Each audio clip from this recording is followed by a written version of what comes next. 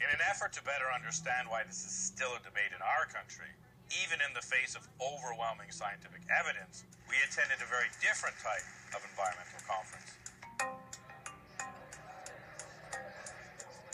This is how we win the debate. We have these folks, these eggheads that sit there that think they never have to defend themselves, but we in the skeptical community, we have to.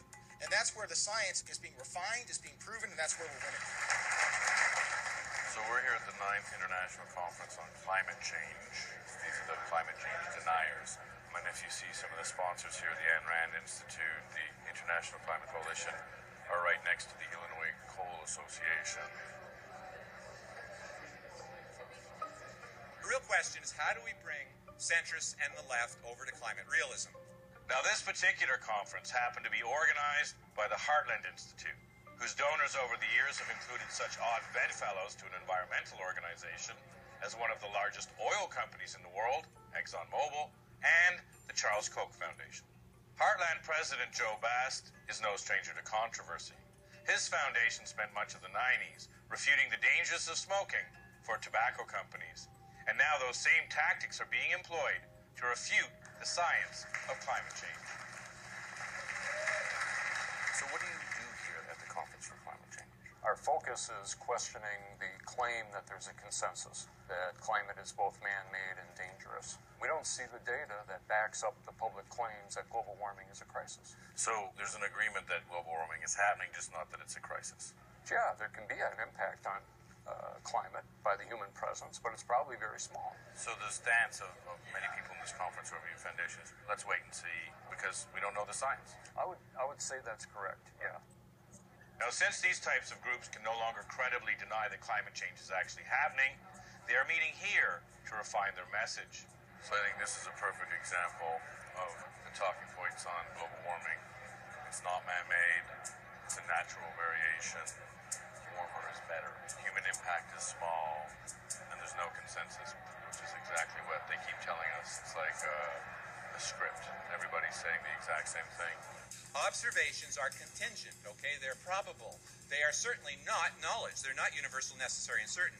Environmental groups, they have lots of money in which to get their message across. And of course, their message is basically selling fear.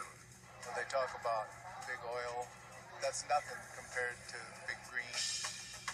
Now, it's conferences like these where the script to deny climate change is actually written. And once that script is written and agreed upon, it's political pundits like Marc Morano that have time-tested and effective methods of staying on message and getting this script out to the rest of the country. There are quite literally hundreds of factors that influence global temperature. Everything from quite literally hundreds of factors that influence global temperature. Quite literally hundreds of factors that influence global temperature. The idea that CO2 is the tail that wags the dogs is not supportable. And true to form at this conference, he stuck word for word to the script. Quite simply, there are literally hundreds of factors that influence our climate. CO2 is not the tail that wags the dog. It is not the climate control knob. We envision rising temperatures, prolonged droughts, freakish storms, hellish wildfires, rising sea levels, food riots, mass starvation, conflicts of every sort, up to and including full-scale war where force millions of people to abandon their traditional lands and flee to the squalor of shantytowns. That, in a nutshell, is how wacky the global warming debate goes. What I do as a blogger is then sent out to radio producers, radio hosts, everyone from Mark Levin to Rush Limbaugh on down. Suddenly, it's on the Drudge Report. Suddenly, Fox News is reporting it. Suddenly, Sean Hannity's talking about it. Suddenly, it's in the Washington Times, the Washington Examiner. Suddenly, it's in papers all across the country. Then it goes on Capitol Hill as well. So then you got Capitol Hill staffers get it, speechwriters for senators and congressmen. Now, in response to the latest scientific consensus, the new script that has been written to keep this debate going centers around Antarctica. We got a new report, and it's from NASA, and it says Antarctic ice, it's melting, and that melting process seems to be irreversible. Now, you say NASA's wrong, but you're not a scientist, are you? You're not going to make any claims like that.